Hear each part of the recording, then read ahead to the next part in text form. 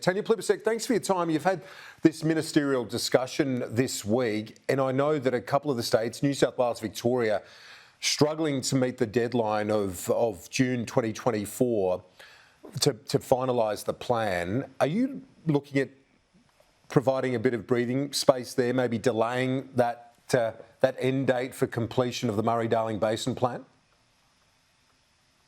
Well, it's way too early to say something like that. I'm absolutely determined, as are all of the state and territory ministers that I met with yesterday, to deliver on the Murray-Darling Basin plan in full. But we've got quite a long way still to go on delivery of that plan. I'll give you an example. There's one target of 450 gigalitres of additional water for the environment that was the condition for South Australia to sign on to the Murray-Darling Basin plan. Of that 450 gigalitre target, just 2 gigalitres were achieved under the previous government. So we had a government for 9 years that basically spent its time in office sabotaging the delivery of the Murray-Darling Basin plan. The states and territories are very reassuring about the fact that they are committed to delivering the plan. I want to work with them constructively to do that. I'll be meeting with Murray-Darling Basin ministers again early next year to look at how we achieve the remaining elements of the plan.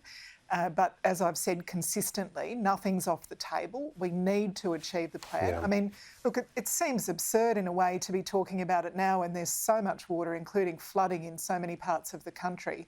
But we know Australia is facing longer, hotter, drier periods in the future, and we need to prepare for that now while we can. Indeed, and South Australia says it's not going to settle for anything less than those 450 gigalitres promised. So you still sound optimistic that can be landed, that deal. If not, obviously, buybacks are the option, aren't they, for the federal government?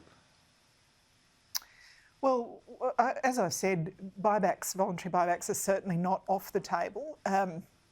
There's a range of ways that we can achieve these water targets. We can do efficiency projects on farms. We can do efficiency projects off farms, so in the big infrastructure projects.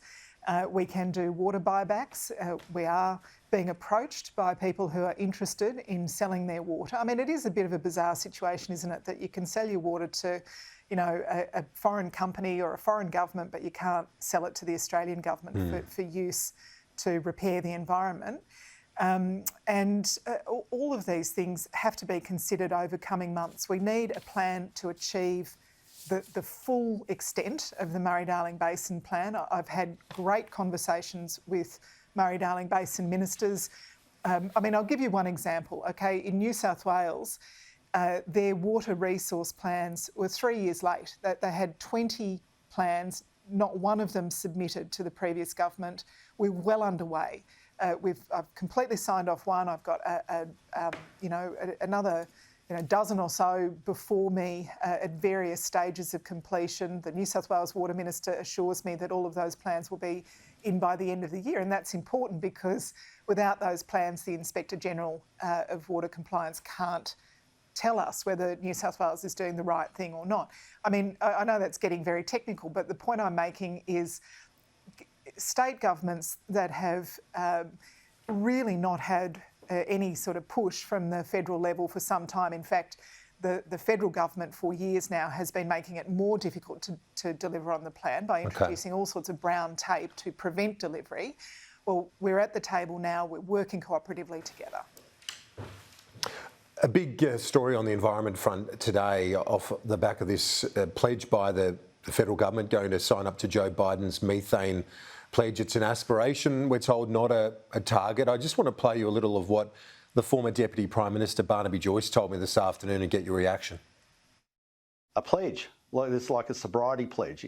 How are you going to have a pledge and to say I'm still going to stay on the grog? I mean, they're signing us up to a pledge, but it's not the pledge that we want.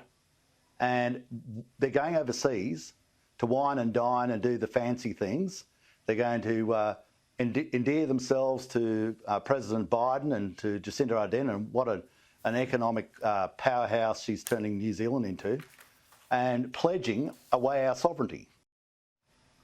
I did put it to Barnaby Joyce that Meat and Livestock Australia has committed to carbon neutrality by 2030, but he said that people didn't vote in MLA, they voted in the government. Will this drive up grocery prices, as he argues? Oh, I mean, look, there's not a single thing you can do to deliver on our climate change ambitions that Barnaby Joyce won't criticise. I mean, you know, they were the government for 9 years that had 22 different energy policies and didn't land one. Meat and Livestock Corporation, as you have said, have got their own plans to decarbonise their operations. The National Farmers Federation are supportive of our efforts broadly on climate change to reduce carbon pollution, and I'm, you know, of course we're working with them on these additional pledges around methane and so on. We've got great opportunities.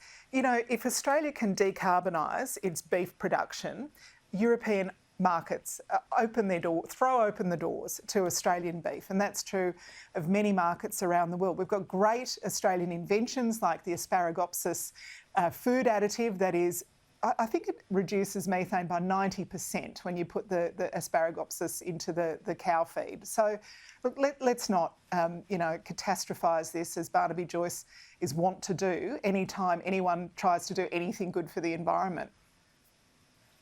You've recently announced that threatened species strategy. Obviously, dozens of species at risk in this country. The iconic one that we all focus on more than any, and it's understandable, is the koala. How worried are you about the future of the koala? It is endangered. What's its future like? Can we restore their population? Well, we can, but we have to change what we've been doing.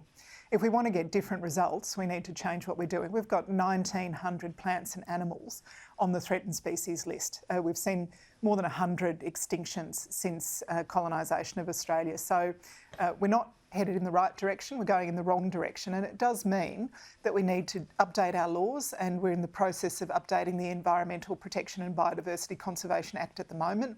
We have to update our economy. We need to make sure that our economic drivers support the protection and restoration of nature rather than its destruction. And that's why we're establishing a biodiversity or a nature market in Australia so that the private sector can also support land restoration efforts.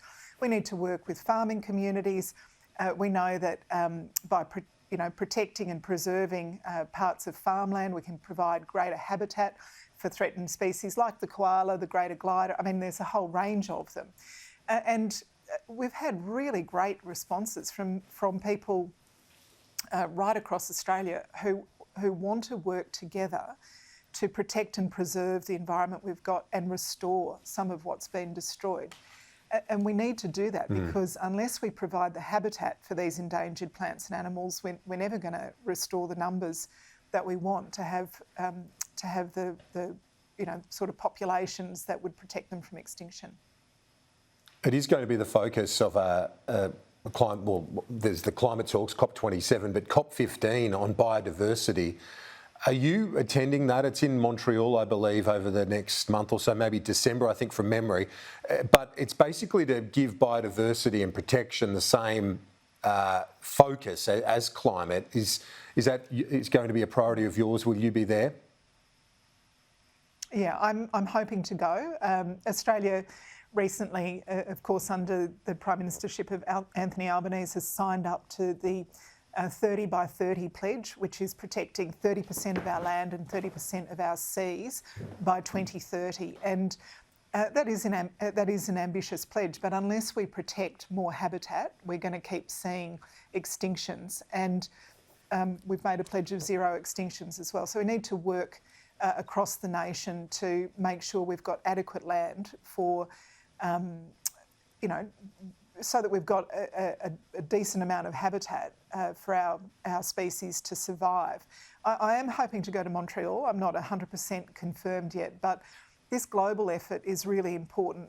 Australia can make a big contribution, but Australia on its own, can't fix these big global problems. So we need to be part of the community internationally that is pushing to protect enough of nature that these endangered species have a future.